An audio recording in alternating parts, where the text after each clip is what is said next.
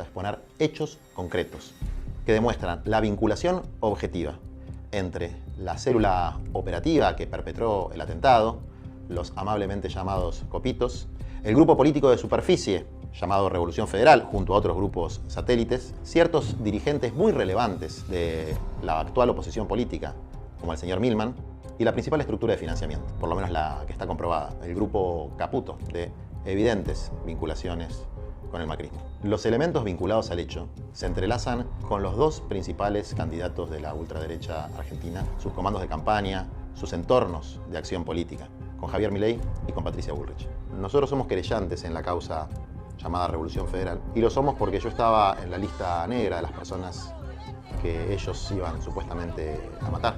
Y a partir de eso conformamos un equipo de investigación para comprender lo que realmente estaba sucediendo en dos expedientes, el de Revolución Federal y el de los ligeramente llamados copitos, en dos expedientes que parecieran no avanzar hacia una profunda investigación para dilucidar no solamente autores materiales, sino conexiones políticas, financistas y autores intelectuales. Frente a la negligencia o complicidad de jueces y fiscales, nosotros queremos dilucidar las dos preguntas fundamentales. ¿Quién atentó contra Cristina y por qué? Antes de entrar en los hechos concretos, quiero transmitir nuestra interpretación política de los mismos. El atentado contra Cristina es el clímax en un proceso con un objetivo muy claro: descabezar, desorientar y desarmar al campo popular argentino. Al mismo tiempo, generando una suerte de hecho heroico que desinhibió completamente a las fuerzas reaccionarias que dicen explícitamente querer destruir el Estado argentino como alternativa a la innegable crisis que vivimos. El atentado cumplió su objetivo.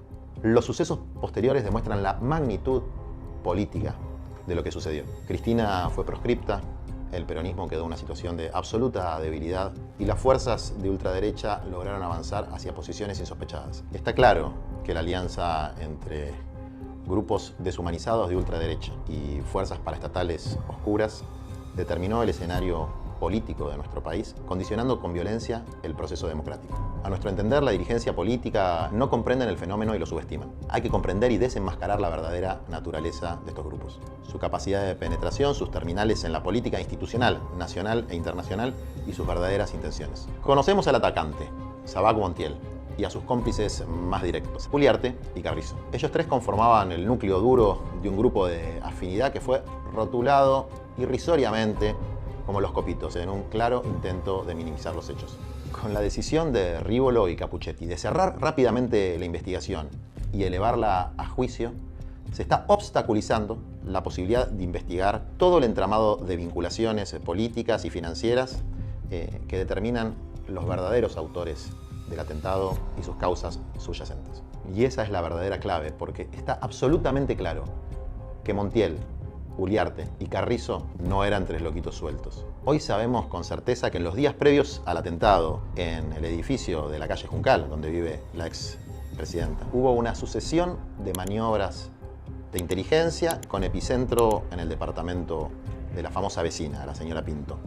Fue una clara base logística aprovechada por distintos grupos, particularmente Revolución Federal, que se combinó con un mes de tareas de inteligencia de estos improvisados copitos que lograron recorrer Recoleta de manera absolutamente impune, como si fuera tan fácil andar vendiendo copitos en Recoleta sin que la policía se entere, ¿no? Como decimos, Revolución Federal llegó a ser una suerte de centro gravitatorio de un ecosistema de grupos de derecha radicalizados. Sus acciones violentas incluyeron ataques en patota a dirigentes de distintos partidos políticos. Estos ataques no fueron meros escraches, incluyeron agresiones físicas, la utilización de antorchas, la utilización de bombas molotov. Estamos hablando de un grupo con capacidad operativa y decisión de lastimar. Un episodio particularmente relevante a una semana del atentado fue un intento de agresión con una bomba molotov, que casualmente se le cae de la mochila a uno de estos activistas violentos. La policía encuentra la prueba, pero lejos de investigarlo, al día siguiente lo felicitan por su accionar. Esto consta en el expediente.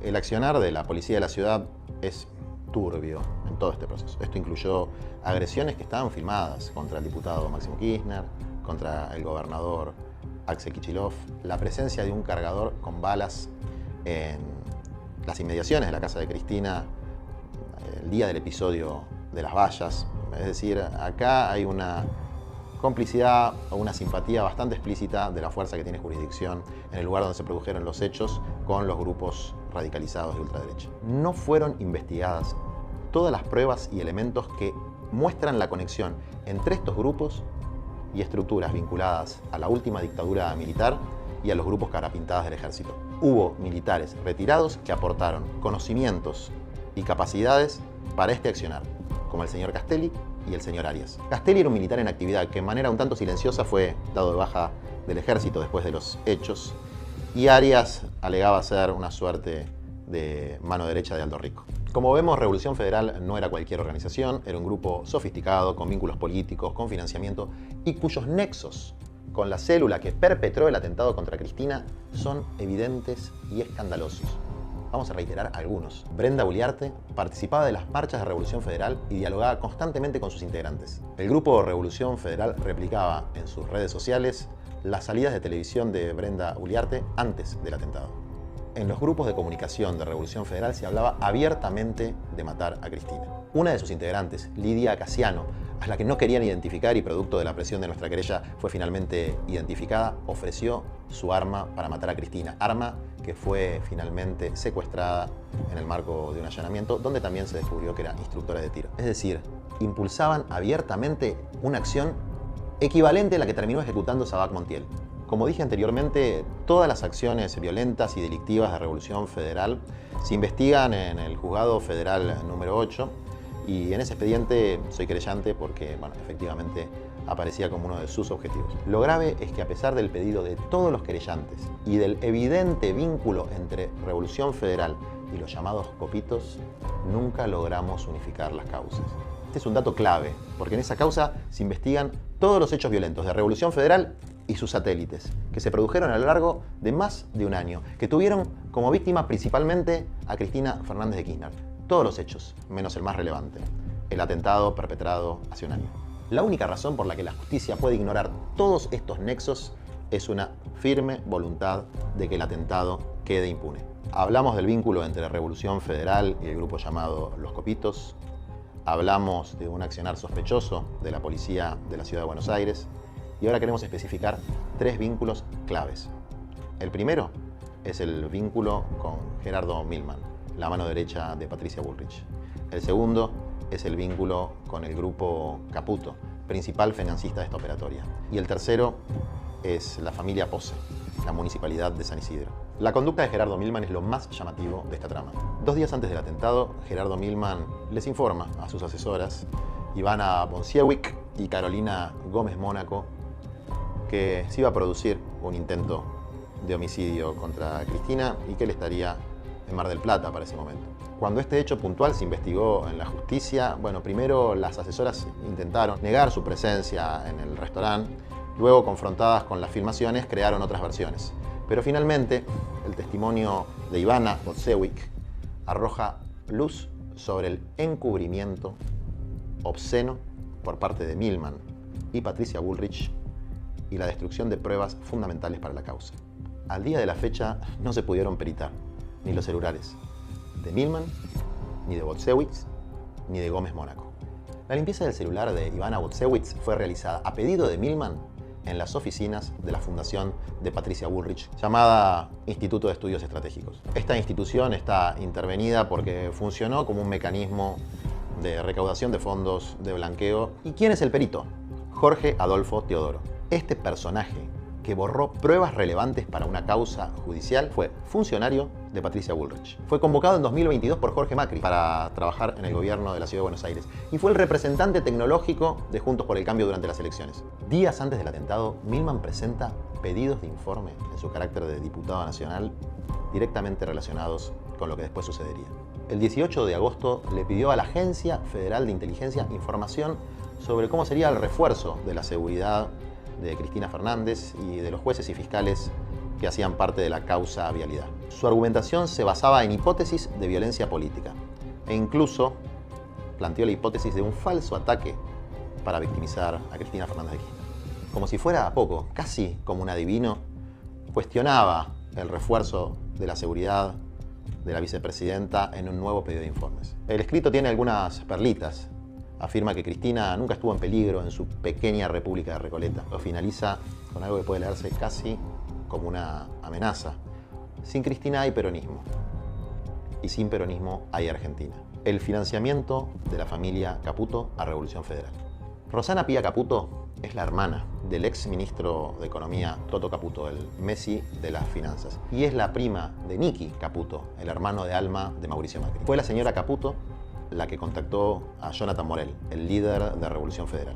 En una clara maniobra de simulación del financiamiento político a Revolución Federal, la señora Caputo encargó cientos de muebles a la carpintería de Morel, que serían utilizados en un desarrollo inmobiliario en Anielo, desarrollo que estaba a cargo de la firma Caputo Hermanos. La simulación es tan evidente que el propio Morel afirma haber aprendido el oficio por YouTube, y además la carpintería de Boulogne, donde se supone que se hizo esta enorme cantidad de mobiliario, no tiene ni el equipamiento ni las dimensiones para poder hacer nada semejante. El fraude también queda demostrado por la incompatibilidad entre la cantidad de muebles y la utilización únicamente de 3 fletes. Se necesitarían 5 fletes de la flota logística más grande de la Argentina para llevar todos esos productos. Hay que comprender para qué se utilizó realmente esta carpintería.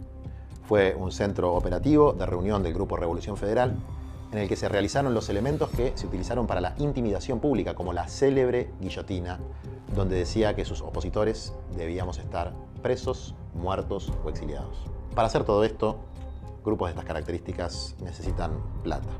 Y esa plata vino de la corporación Caputo, que por lo menos les entregó 15 millones de pesos. Punto 3.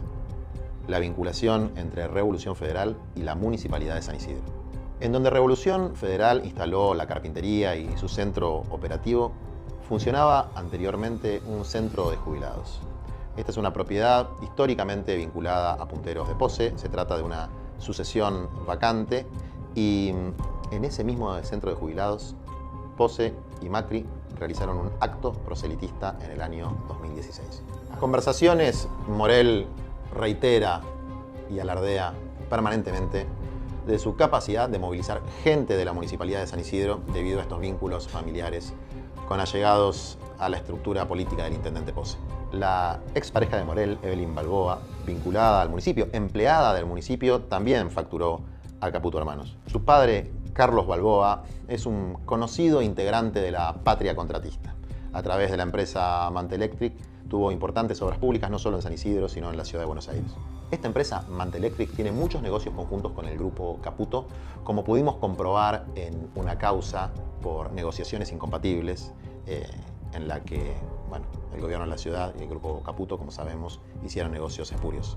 Ya vimos los vínculos evidentes con Patricia Bullrich, a través de su mano derecha, Milman. Pero también existen vínculos con el otro candidato de la ultraderecha, Javier Milei.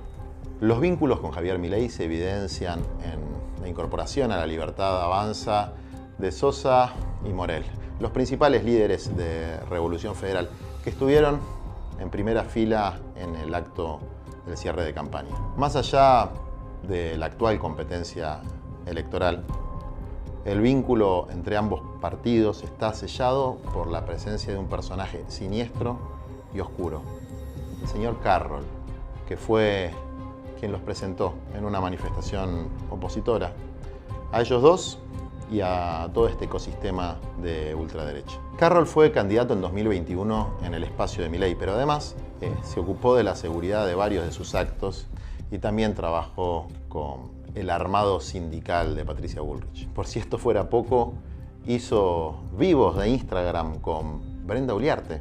Estamos hablando de una partícipe material del atentado contra Cristina, Brenda Uliarte. Carroll fue la última persona con la que Brenda Uliarte habló antes de ser detenida.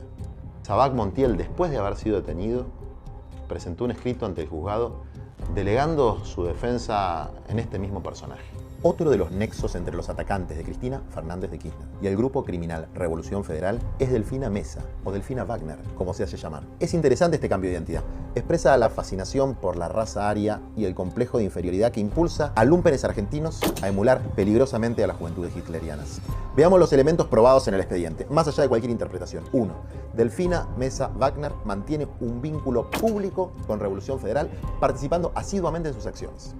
2. A la vez mantiene vínculos de extrema confianza con Brenda Uliarte, a punto de ofrecerle protección tras la acción de Sabac Montiel. 3. Establece un vínculo político con Hernán Carroll. Recordemos, el ex candidato de La Libertad Avanza, parte del grupúsculo Nueva Centroderecha, que opera como enlace entre Bullrich y Milei. 4. Por si fuera poco, establece vínculos de extrema confianza con Ximena Tesanos Pinto, a punto tal que hoy Delfina vive en su departamento. Vivo en la casa de Ximena Tesanos Pinto. Ah, la famosa, la de Recoleta. Sí, ella ha sido mi madrina prácticamente. Sí, en el mismo edificio donde vive Cristina Fernández de Kirchner. En ese departamento que operó como centro de inteligencia previa al atentado. ¿No es suficiente para llamarla a declarar? ¿Puede el Estado argentino permitir además una violación tan flagrante a la seguridad personal de la vicepresidenta? Los elementos mencionados, las pruebas y la documentación van a estar detallados en un artículo de la revista Crisis. No se puede analizar lo que sucede en Argentina sin observar el crecimiento a nivel global de estas expresiones de ultraderecha deshumanizada. Hay grupos de estas características en muchos puntos del planeta, en Brasil, en Bolivia, en Estados Unidos, en Francia, que tienen una de sus principales fuentes de inspiración en el batallón Azov, uno de los grupos neonazis más importantes del mundo que han logrado institucionalizarse durante la guerra de Ucrania. La relevancia de mencionar estos grupos y en particular al batallón Azov en este caso, que irradia su influencia en otros grupúsculos de ultraderecha que parecen marginales pero no lo son tantos, radica en que el pretenso asesino de Cristina, quien perpetró el atentado, estaba influido por la ideología del batallón Azov, se tatuó en su brazo el símbolo de este batallón y aparecieron pintadas de grupos de superficie en distintos lugares del país y además uno de los grupos satelitales de Revolución Federal, el Grupo de La Plata particularmente, tomaban como principal inspiración a esta organización ucraniana. Casualmente, Milman pocos meses antes viajó a Ucrania a manifestar su apoyo al ejército ucraniano y a plantear básicamente que Ucrania tenía un enemigo, que era Cristina, por su supuesto apoyo a los rusos. También otra de las grandes casualidades es que el principal financista e inspirador del batallón Azov tiene una pata en la Argentina y sus abogados son de los estudios vinculados a Mauricio Macri. Esa causa radica en el juzgado federal de Servini de Curia. En Ucrania se desarrolla una contienda geopolítica por gas, por alimentos, por posiciones de poder en el tablero mundial. ¿Cuántas casualidades, no?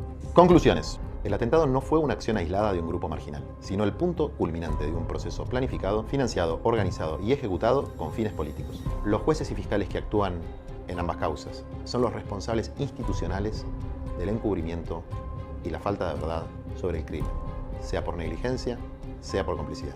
Las acciones de grupos de ultraderecha deshumanizados, inspirados en sus émulos internacionales, operaron como catalizadores ilegales de discursos, prácticas y personajes políticos que se fueron incorporando a fuerzas institucionales, fundamentalmente a La Libertad Avanza y un sector de Juntos por el Cambio. En ese mismo sentido, el atentado determinó un giro a la derecha de todo el sistema político y la neutralización del sector más dinámico del campo popular. El resultado de esta operación fue exitoso, en tanto cumplió con su objetivo de empoderar proyectos político-electorales de destrucción del Estado argentino. Ese éxito será completo si logra llevarlos al poder. Al menos desde la década del 30 hasta acá, la historia ha demostrado que grupos supuestamente marginales dejan de serlo cuando encuentran terminales en las estructuras consolidadas del poder político y económico.